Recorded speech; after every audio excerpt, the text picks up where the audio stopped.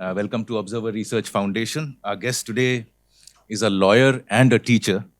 He's been the deputy leader of the Social Democrats since July 2022. He was a member of the European Parliament for 15 years. Uh, and today he is the Minister of State and Foreign Affairs of Portugal. Welcome to Observer Research Foundation, Minister Paulo Rangel. But before we start discussing trade and commerce and foreign affairs, I just want you to know that the people of India and of Portugal are very close to each other in one definite respect, and that is one of your soon-to-be billionaires, Cristiano Ronaldo.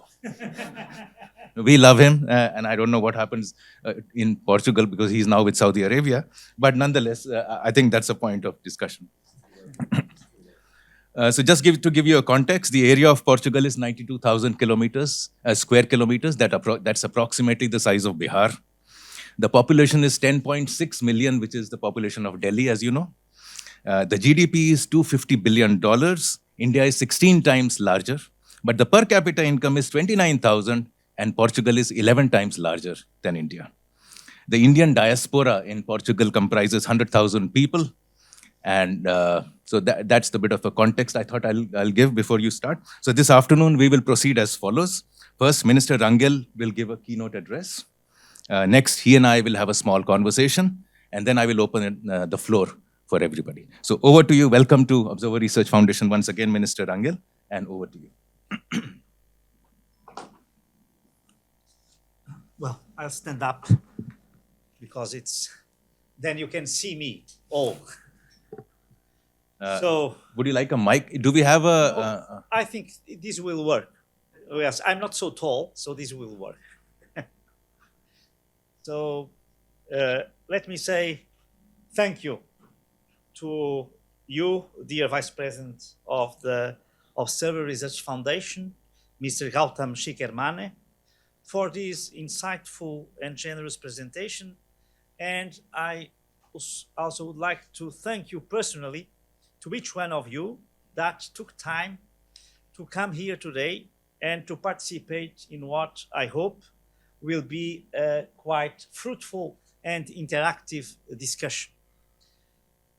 You know that it is for me an honor to be here in New Delhi on my first official visit as Minister of Foreign Affairs of Portugal to India. And let me tell you that in my capacity as Foreign Minister, with the exception of the celebration of the 25th anniversary of the Timor-Leste East Timor referendum, this is my first visit to a nation state. I believe that this shows clearly that Portugal and our government, we really have a strong commitment with our relationship with India. And so it's quite symbolic that we have chosen India as the first visit to the Asian continent. And so I would like to say that to show to you how dear is your country and your people in Portugal. India is for us a land of fascination, a land of mystery. India is intertwined in our culture and in our history. Is present in every day, in the day-to-day life. And it is present in our most important poets and writers, in our greatest achievements. And so I have to say that India has a unique place in Portuguese culture and in Portuguese industry. But naturally, this very long historical relation and connection to India is today a modern relationship where we have to look at the future, even if we like to, of course, celebrate the past. And so we have also to look not only to the bilateral relations, but also to the multilateral stances of these two states in the global landscape.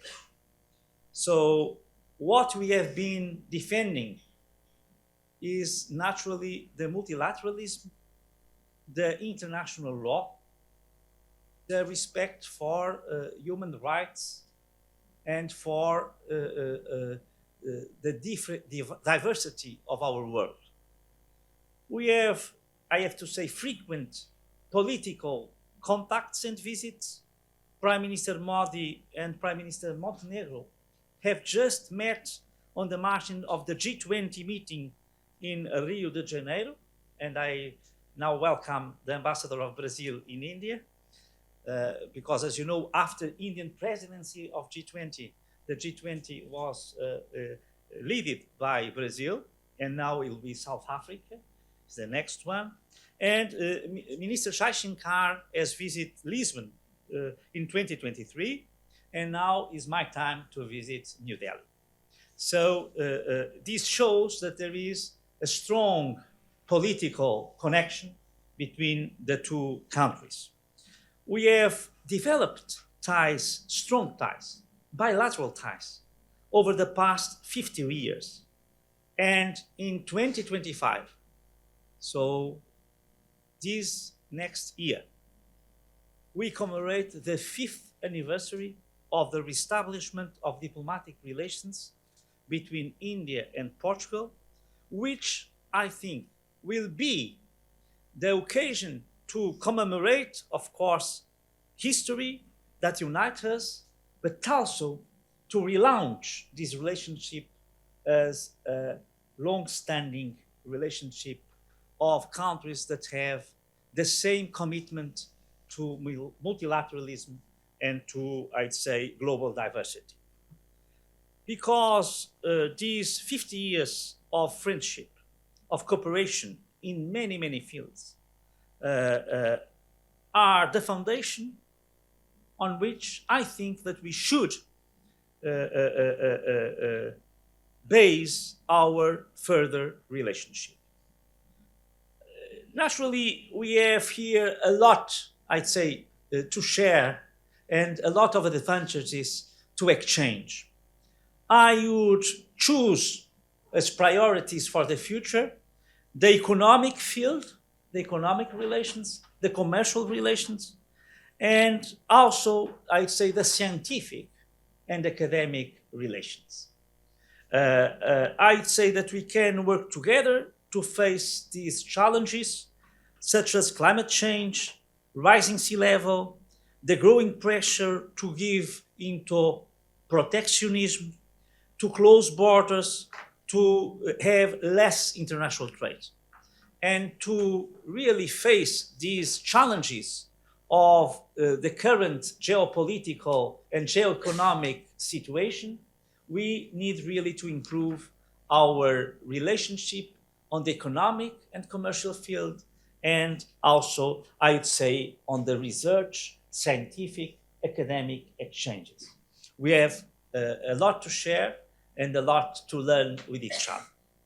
And this collaboration is really important, for we live in difficult times, in times of uncertainty.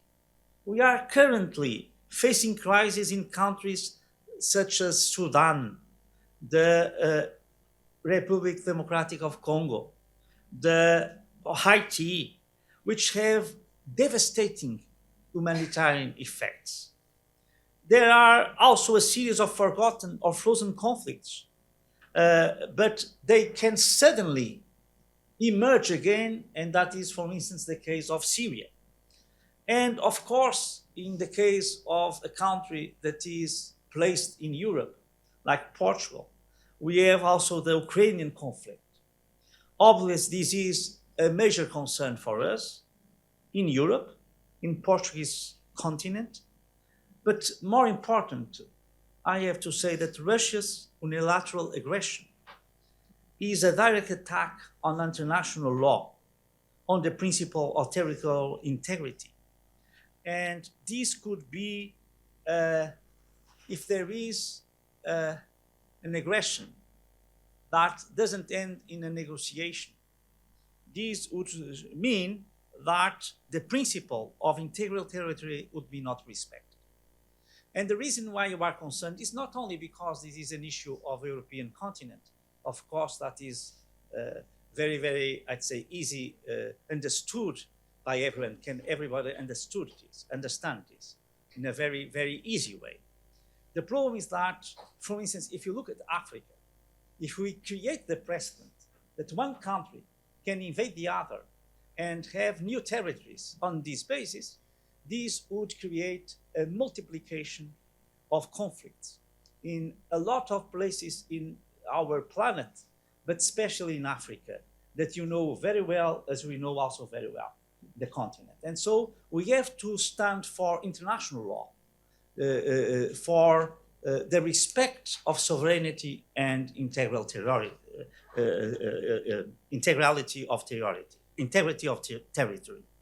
And here I think we can have a part to play.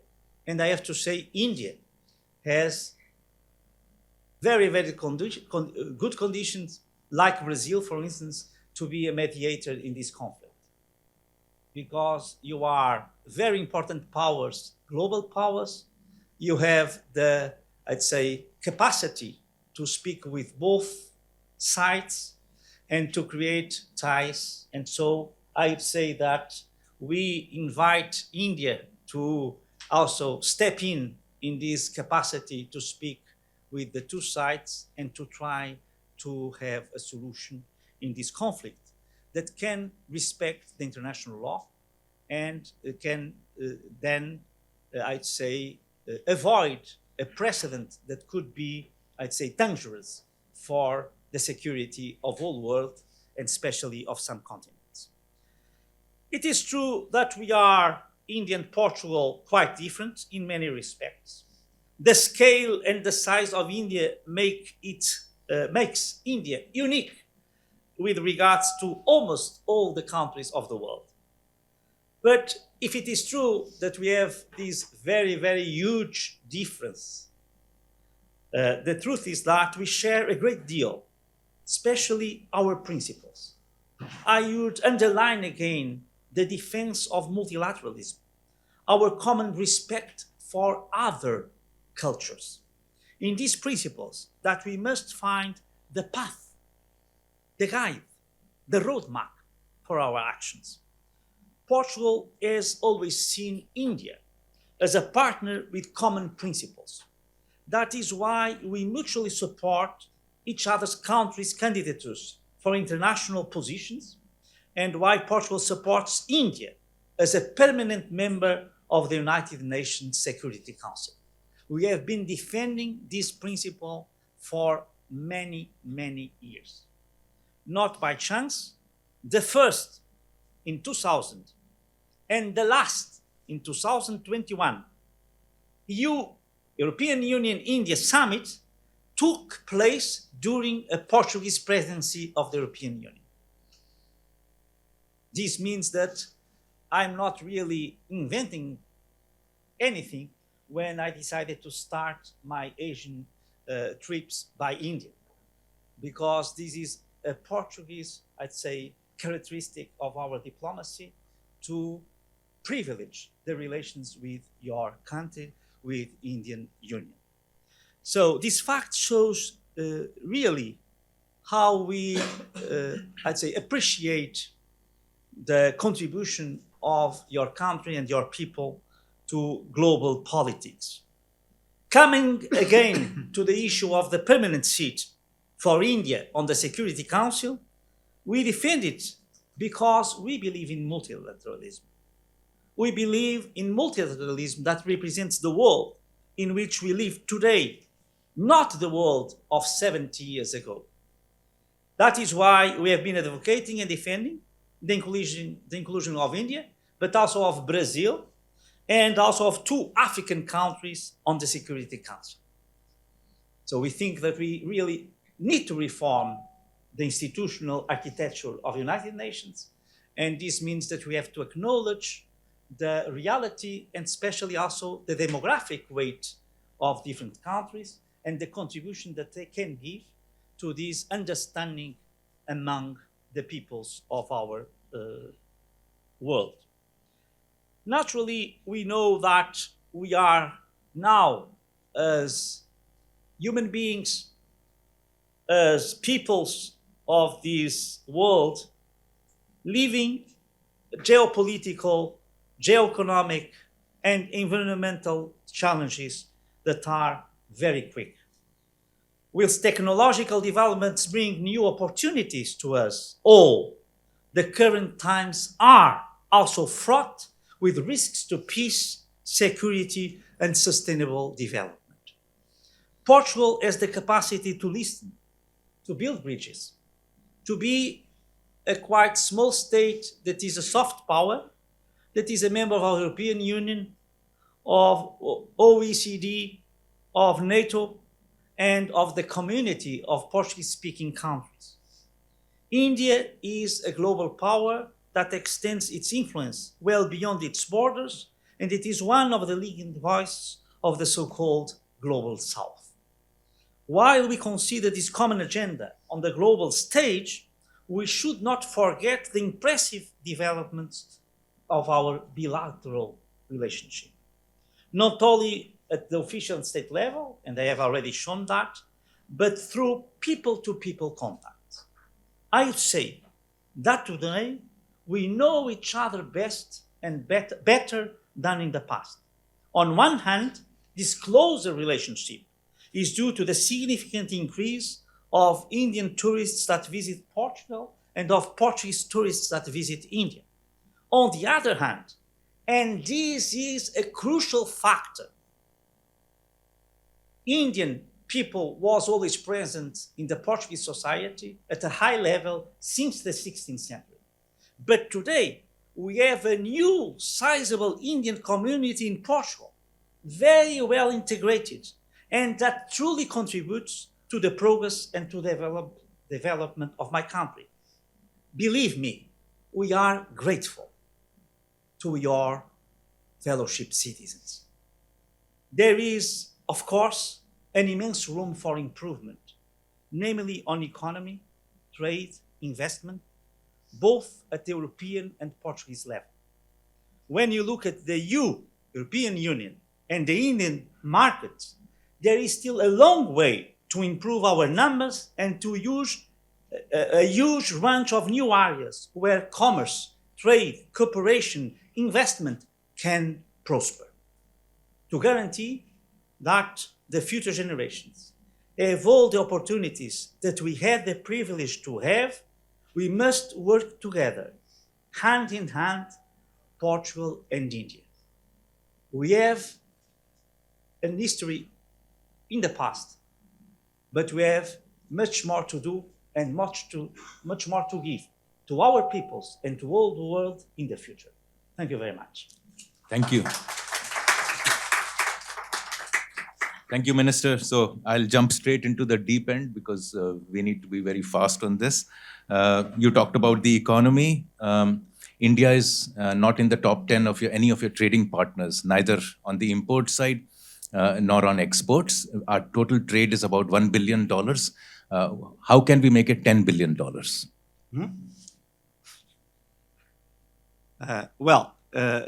I think that here we have really to first to look at investment. So if we foster investment from Portuguese companies in India and from India in Portugal, we can really improve our bilateral relationship. And then, of course, we have the European Union-India relation, where Portugal is also naturally included as a member of the European Union, where we can also, I'd say, do a lot more. So if we, I'd say, by one hand, if we facilitate trade and commerce between the two sides on bilateral relations, but also on European Union-India relations, if we really are capable of increasing investment in both markets, I think that we'll be able to really foster and I'd say boost our numbers in such a way that can bring advantages to the two sides. So I think this will be probably, I'd say, also tourism is important. I spoke about tourism, but it's really something where there is an immense potential of India. As India can become a tourist power in the world because you have not only very good climate conditions, but you have historical sites, you have tradition, you have civilization, you have gastronomy. So you have a lot of areas where you can really be very competitive in tourism by one hand, and the same I would say we can apply to Portugal, looking at our national dimension, and naturally also to the European Union as a whole. And so I think that we can really foster, we can really Yeah. boost. So you're talking about the European Union as a medium of or a conduit for greater trade. Now the leadership has just changed at the European Union. Do you think the new leadership is more inclined towards India? Well, I think so. Clearly, for different reasons. But first, because when you look today at the global level, what you see is that probably I was here defending in a very clear way multilateralism. But what probably will have as a tendency in the next years is, let's say, move from transnational diplomacy that is essential multilateral to a more transactional diplomacy that is more bilateral. This is probably a tendency with changes in, for instance, American administration and so on. So if you have this new climate, it's very important that different blocs have bilateral engagements. I would recommend that you look at this achievement that is not yet completed, but at a technical level is already, I'd say, ended. That is the free trade agreement between European Union and Mercosur, between Latin America and the European continent. This is a huge opportunity to develop the economy of these two regions and to bring more prosperity, more development, more richness to both parts. So what I think is that probably in this new context, we'll have to also look at these bilateral dimensions to, in a certain way, do some, I'd say, balance, to have some balance with this tendency to have a very transactional or only transactional relationship. So to try to create, I'd say, leverage power to different centers in the world, to have this kind of bilateral agreements between two big blocs that have, I'd say, dimension, that have critical mass to enhance, to boost the global economy. This could be a way of really moving forward to a prosperity era. When I'm saying this about the new cycle of Europe, I'm saying that we have already this tendency that is clear in this agreement between Latin America and or South America and European Union, but I can even be a bit more concrete to say why I think that this attention towards India will increase and to the relationship within India is because there will be this tendency to more bilateral relations. And so it's important to look at each partner. And so this will be a tendency. Second, because, as you know, the presidency of European Council is now from a Portuguese, that is Antonio Costa, that is Indian by origin. And so I think that he will also influence the balance of power inside the European Union to look at Indian affairs, so the relationship with India. So this is something also that I think is quite promising. by one hand. Then there is probably a new area where I think that India and European Union and even Portugal in some niche sectors could also be here relevant, that is the defense sector. What you see today is that different governments, different political powers are now giving much more importance to the defense sector. All these conflicts in the Middle East, in Russia, Ukraine, and in the continent of Africa, some also in Latin America in a not so big scale. But these kind of conflicts have created a wave towards the defense investment. So to say, okay, we need to, even when you look at the new orientation of the American administration, is that European Union and European countries, including the United Kingdom, should take care of their own defense. So there will be an investment. There will be a kind of centrality to the policies toward defense, to defense industry. And here, both India and the European Union can have also, I'd say, an area where they can interact much more, where they can really create ties that are economically, I'd say, positive, and that naturally also will reinforce their capacity as global actors. You mentioned geopolitics in your talk. So what, according to Lisbon, is Portugal's biggest geopolitical challenge in 2025?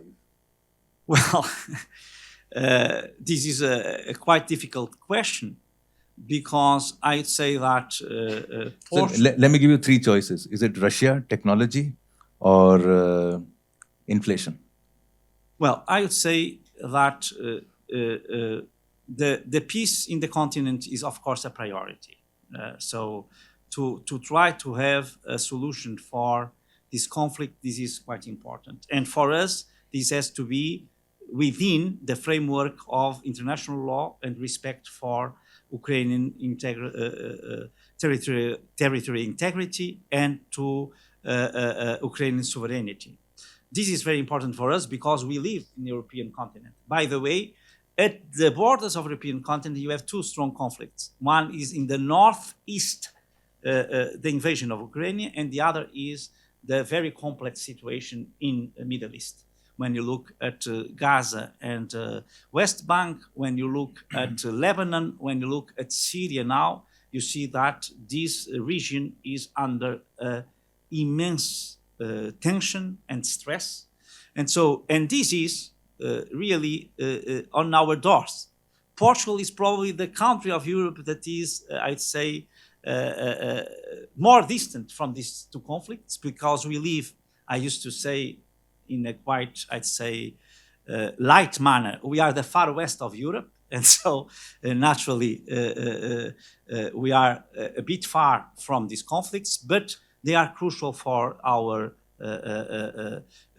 priorities. So it is clear for us that peace in the continent and in the borders of the continent. Also, we are worried with the situation in Sahel, so in the north of Africa, and especially in the northwest of Africa. That is also a situation that concerns us. So when you look, you know that when you are a politician, your first priority is always peace. I used to say, because I'm a law professor, and I used to teach to my pupils that the main goals, the main principles of law is justice first and security or peace after. As you say in Latin, justitia et pax. But for politics, not for law, is the other way around. First security and then justice. First peace and then justice. So pax and justitia. And so for us, this is naturally very, very important. That doesn't mean that you have only one priority. If you are a politician and you have to take decisions, you have a lot of complex matters to decide simultaneously. of course, the investment in digital transition, for instance, where India has a lot to teach us. When you see your performance of your students and of your academics in maths, this is really amazing. It is an inspiration for everybody. We have to learn.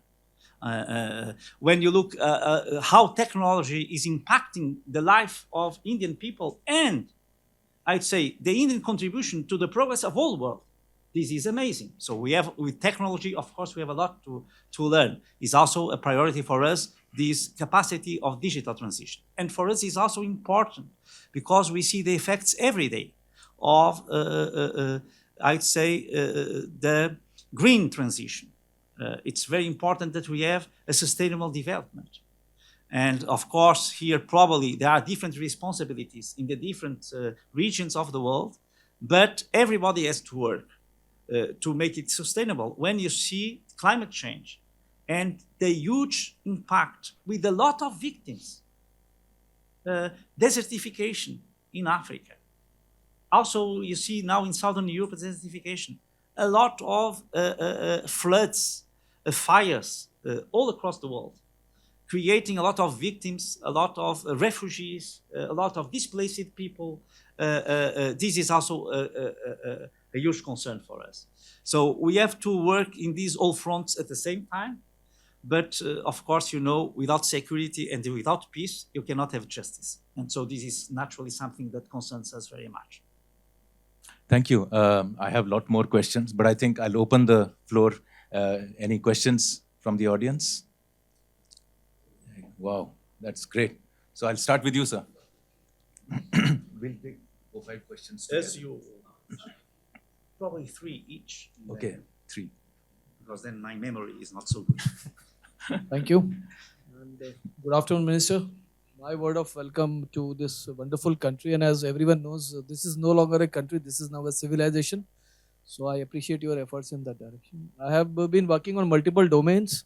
I'm very keen to know, now that we are talking of, multifolding the trade relations and the trade balance between India and Portugal from 10 billion USD to multiple dimensions. Do you have any specific roadmap for the softer sectors which you mentioned of culture, tourism, and experiential things and artificial intelligence? Because my memory is very recent. I had been to Goa for almost a week.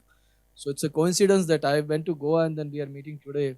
And Goa and Portugal are very akin to each other. So why not we form some sort of a task force or a task team which takes this journey forward in a more concrete way? So I'm ready to chip in as far as my experience goes and whatever contributions I can bring in from various industry segments. Thank you, sir. We've got the question. Can you hand it to the woman next to you?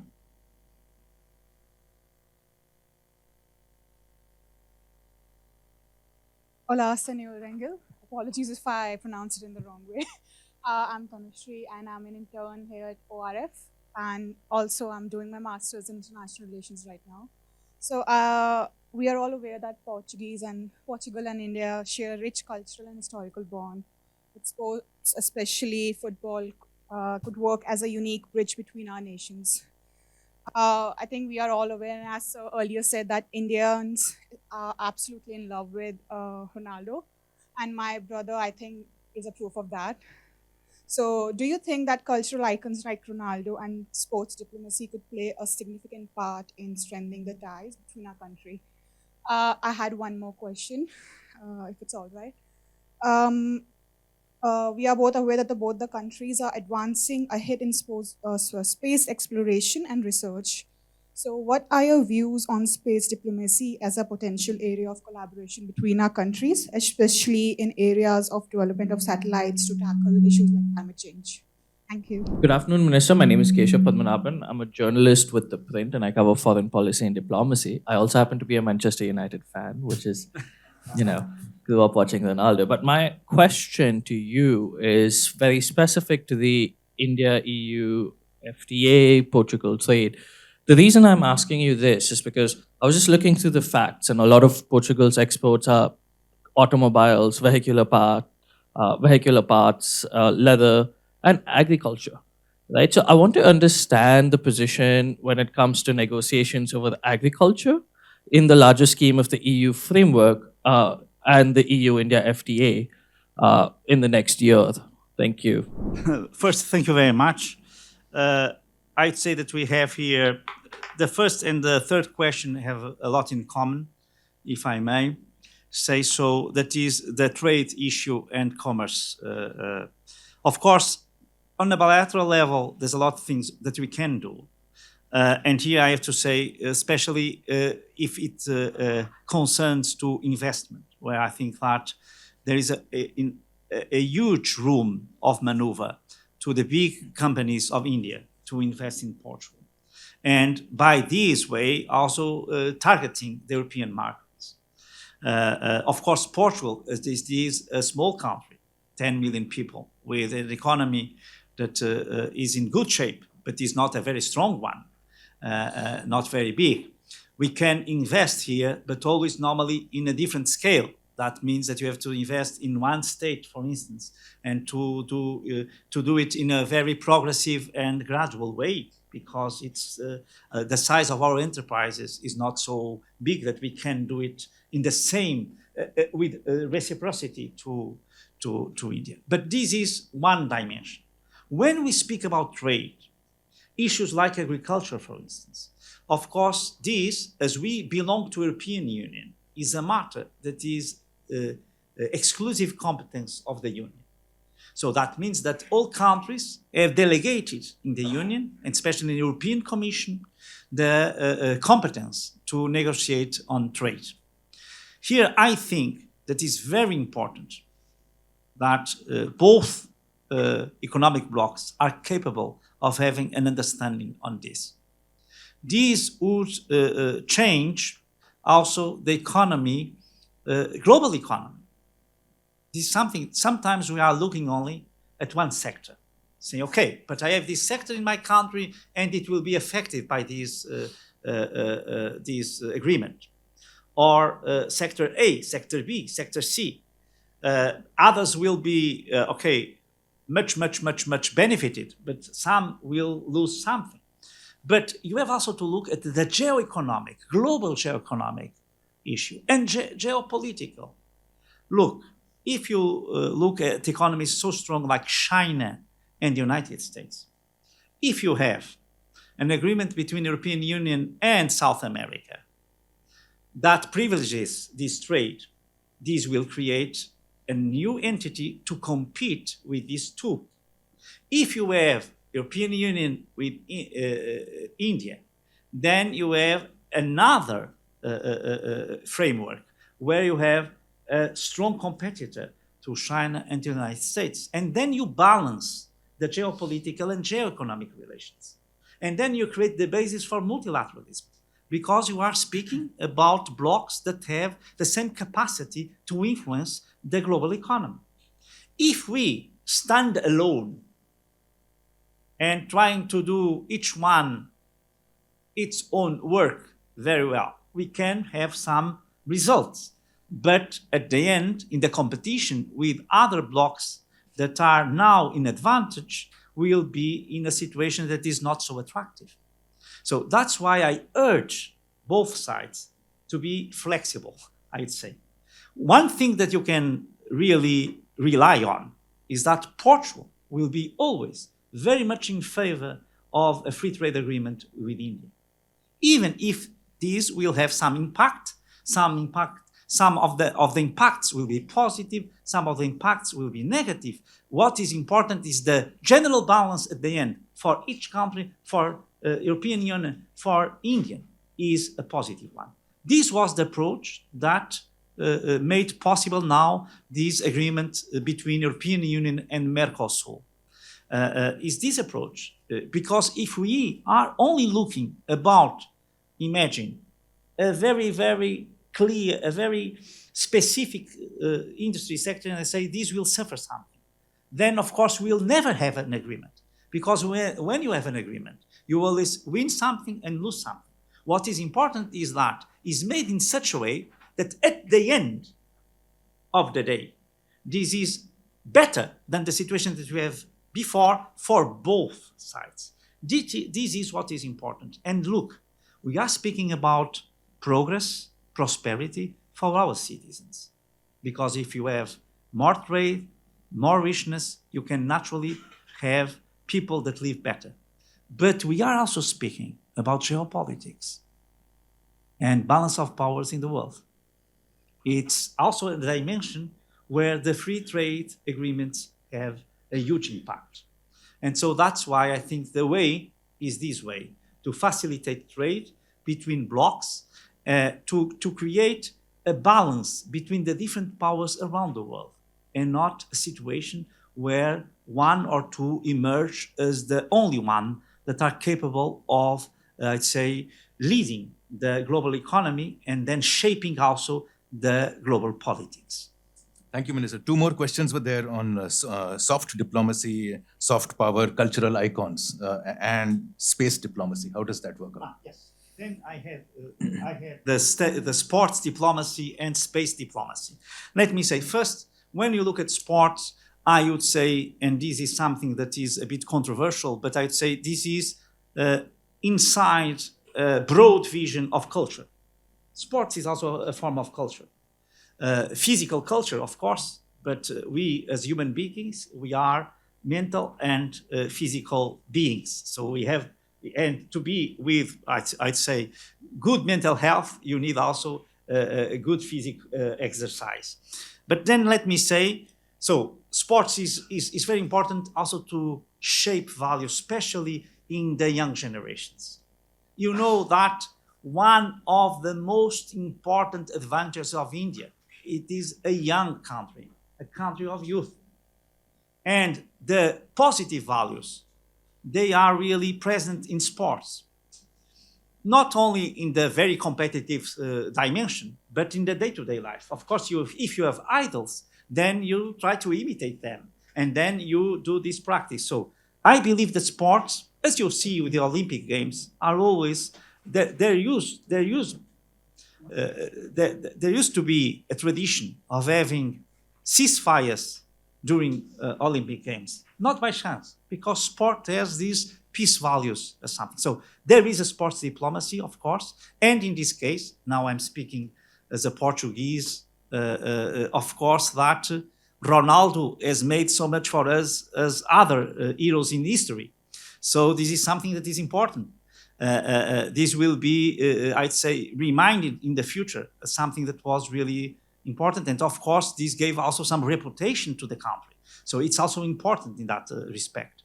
Then about space, let me say first to really say how remarkable is the development of spatial industry in India. That is something that is very, very important. Again, also to bring balance to this dimension. Geopolitics in the future will also be played in space. And so it's important that we have not only one, not only two, not only three countries or blocks that are capable of going to the space and to have the spatial, because as you know, space develops a lot of scientific resources. There's a lot of issues that have nothing to do with space that result from the research of space industry. We know that in technology, in health industry, there's a lot of, I'd say, achievements that were collateral effects of research on space. So this is very important. I have to say that Portugal is paying really attention to this dimension through European Union, by one hand, where space is today also even a portfolio for the European Commission. So it's now something that is clearly as a goal, but let me say also nationally. When you look at satellites and drones, Portuguese industry, I'd say, is very, very, very advanced. And this is something that, of course, is very important for a country with our size and dimension.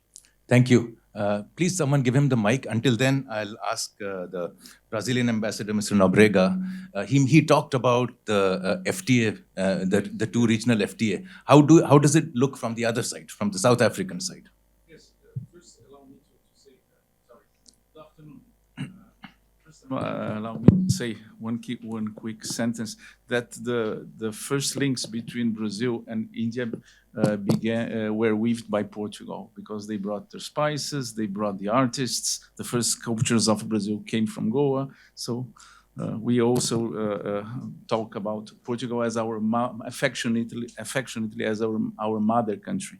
But turning now to FTA, to business, to hard business. Yes, I think you mentioned in your intervention that there are two dimensions to relations: transactional and systemic, or multilateral, as you pointed out. I think that perhaps you could elaborate more for the benefit of our audience, because the Mercosur-EU agreement, for which Portugal worked so hard, because I think Portugal was quite decisive in having this agreement throughout the years, in always pushing for this agreement. How could you elaborate on the idea that Mercosur-EU agreement is more than a transactional trade agreement, because it's a systemic agreement, because it includes other sections which bring the two blocs together in a very tight, in a very close way, regarding values, outlook upon the evolution of geopolitics environment in the world. So I think that we could benefit from that. Thank you. Yeah. Good afternoon, sir. Here, right here. Sridhar from the Asian Age and Deccan Chronicle. I'm a senior assistant editor, cover foreign affairs. My question is slightly more complex. It's also historical. Portugal was, in the medieval era, Portugal was the first European colonizer that we encountered. And 6 decades ago, ties between the two countries were quite strained. In the 21st century, how have both the countries actually overcome this? Because there have been certain unpleasant episodes in the past, as is always the case in the history of colonialism. But how have both the countries actually overcome this and shown maturity? Can you tell us something about this? Thank you. The lady there. Panchi Batra from Diplomatist magazine.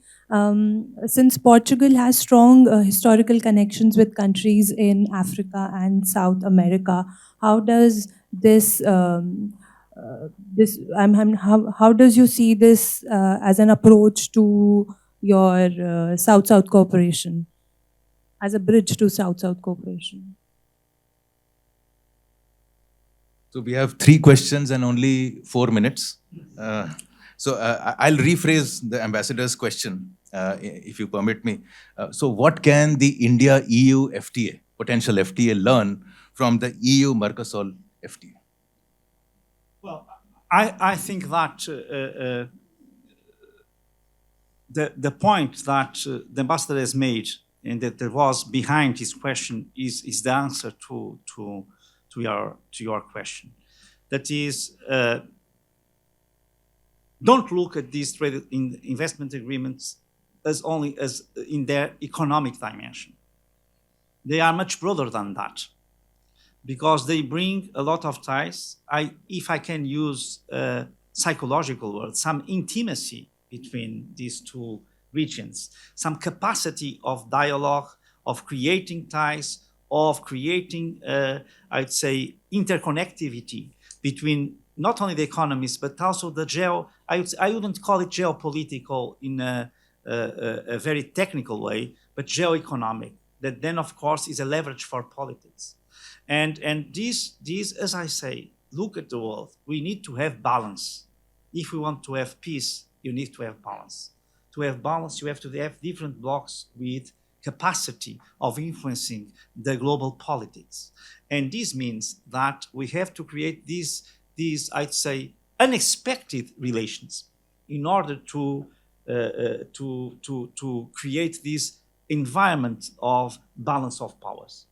And so when I look at the Mercosur and European Union agreement, the lessons that we can really take to other experience, I'd say especially in the relation between European Union and India, is that this is much more than an economic agreement.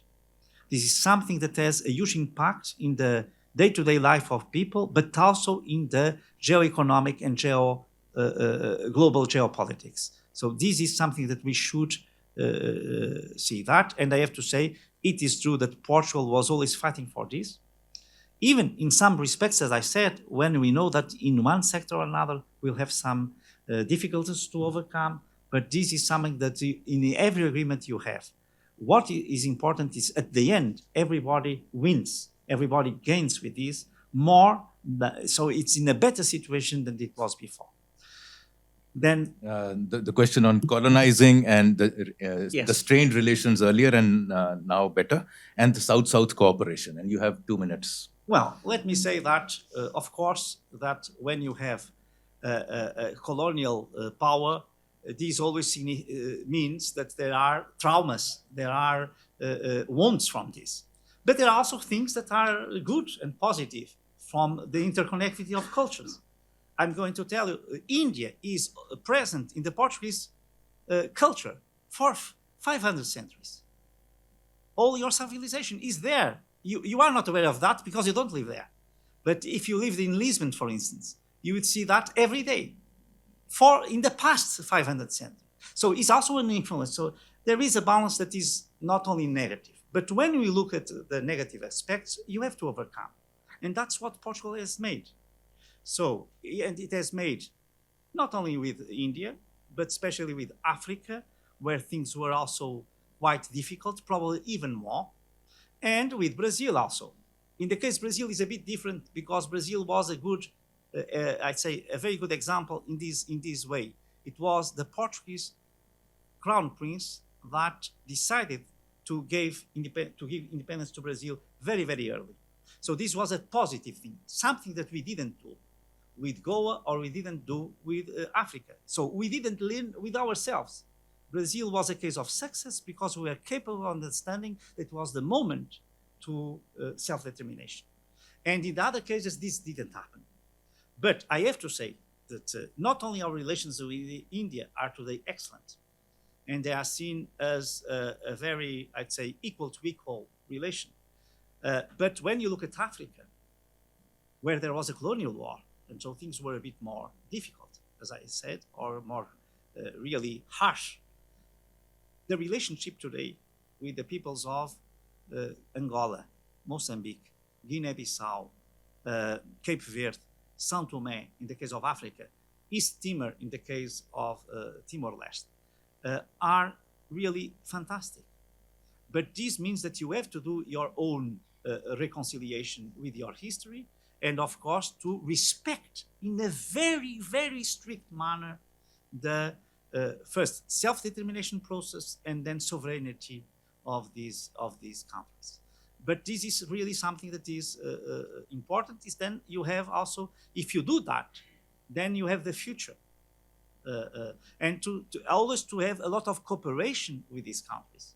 Also to show that you think that you have to help, because in a certain way in the past you didn't help, quite the contrary. So it's this balance, but you know, without resentment. It's very important to do reconciliation. Here, if I may say something, is like when you come from a dictatorship to democracy. Of course, you have to say dictatorship is bad, but then you have to do a reconciliation. You have to do a restart where everybody is, I'd say, able and available to acknowledge their own faults and then to, I'd say, go forward with a different attitude. This happened clearly in the case of Portugal. That's why Portugal is today this soft power that is building bridges everywhere. When I go as foreign minister, I have to say that a very, very grateful experience, and now probably I'm being a bit vain as a Portuguese, is that when you go everywhere, you go to Japan, or you go to Australia, or you go to Argentina. I've seen that Ambassador of Argentina has just arrived. Or when you go to Canada, or when you go to South Africa or to Kenya, and you see that it's not only Cristiano Ronaldo, it's also this idea that the Portuguese can really build bridges. But this is because you learned the lesson. So I agree with you that you have to learn the lesson and you have to do the homework before.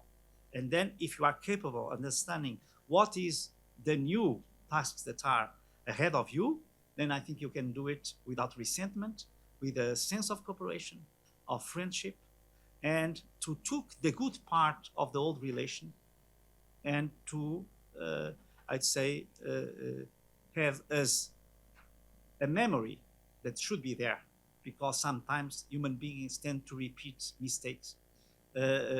Also to have the memory, to preserve the memory, but to really do it without resentment. One of the worst things I have to say in our collective lives as peoples, but also in our individual lives, sometimes as family and as friends, is resentment. It's where always, in this process of, I'd say, decolonization, it's not only to give to the countries the self-determination and the sovereignty. You have also to decolonize, if you are a colonizer, to decolonize yourself. This is something that you have to do, and that I think that Portugal has made successful. Thank you very much for being with us, Minister Rangel. It's been a very nice conversation. Thank you. Thank you for coming.